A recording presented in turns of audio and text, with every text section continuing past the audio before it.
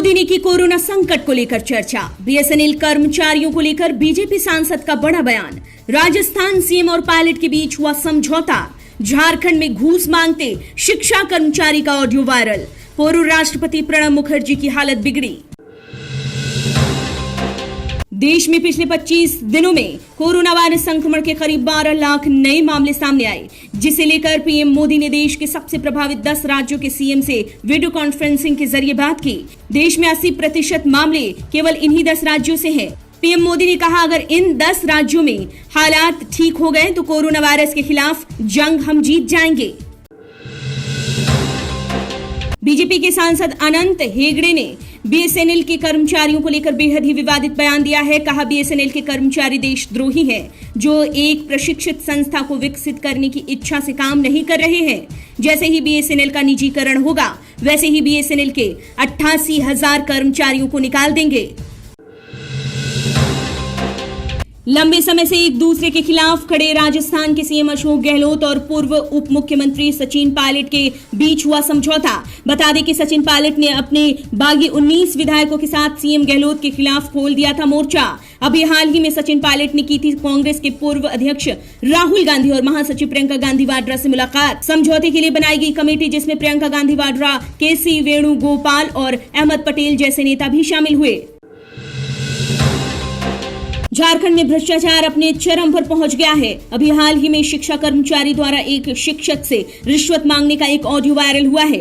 ये घटना पूर्वी सिंहभूम जिले की है, जहां एक बीईओ द्वारा घूस की मांग की जा रही है। ये ऑडियो झारखंड के बीजेपी नेता कुणाल सारंगी ने शेयर किया है। साथ ही शिक्षा मंत्री जगन्नाथ महतो को भी टैग किया है। अभी हाल ही में पूर्व राष्ट्रपति प्रणब मुखर्जी ने ट्विटर पर जानकारी दी थी कि वो रूटीन चेकअप कराने अस्पताल गए थे, लेकिन उनकी कोरोना की जांच पॉजिटिव आई है, जिसके बाद उन्हें दिल्ली के सैन्य अस्पताल में भर्ती कराया गया। लेकिन अब खबर आई है कि पूर्व राष्ट्रपति के मस्तिष्क की सर्जरी हुई है, जिसके बाद उनकी हालत नाजुक बनी हुई है। उनके दिमाग में खून का थक्का जमा है। सुप्रीम कोर्ट ने आज पिता की संपत्ति पर मालिकाना हक को लेकर फैसला सुनाया है। कोर्ट ने कहा कि पिता की संपत्ति पर अब बेटा और बेटी दोनों का बराबर का हक होगा। यह हक तब भी जारी रहेगा जब बेटी की शादी हो जाएगी। बेटी की शादी से संपत्ति के मालिकाना हक का कुछ लेना देना नहीं है। जस्टिस अरुण मिश्र ने कहा, बेटियां तो हमेशा बेटियां रहती हैं, लेकिन बेटे विवाह तक ही बेटे रहते हैं। देश में कोरोना वायरस ने तेजी से रफ्तार पकड़ ली है। बीते 24 घंटे में 53,601 नए मामले सामने आए और वहीं 871 लोगों की जान चली गई, लेकिन बावजूद इसके राहत की खबर है। भारत में एक्टिव केस की संख्या कमी आ रही है, मृत्यु दर में भी कमी है। बता दें कि फिलहाल देश में 22,68,775 कोरोना वायरस के मामले सामने आ चुके हैं, जिनमें से 15,83,489 लोग स्वस्थ हो चुके हैं।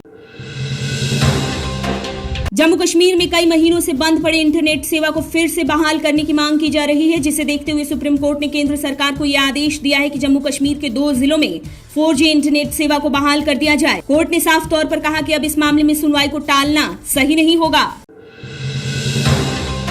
कोरोना वायरस की वैक्सीन बनाने को लेकर रूस को बड़ी कामयाबी हाथ लगी है। रूस ने दावा किया है कि उन्होंने कोरोना की वैक्सीन बना ली है और पहली वैक्सीन रूस के राष्ट्रपति व्लादिमीर पुतिन की बेटी को लगाया गया है। रिपोर्ट के मुताबिक ये टीका शरीर में रोग से लड़ने की क्षमता को बढ़ाता है और राष्ट्रपति ने खुद बताया कि उनकी बेटी टीका लगाने के बाद काफी अच्छा महसूस कर रही है।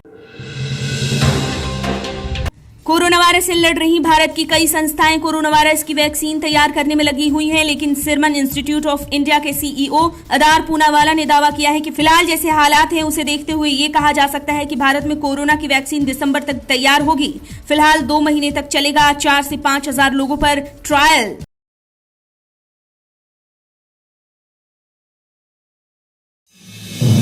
आप देख रहे हैं नेटरिक न्यूज, साहस सच कहने का।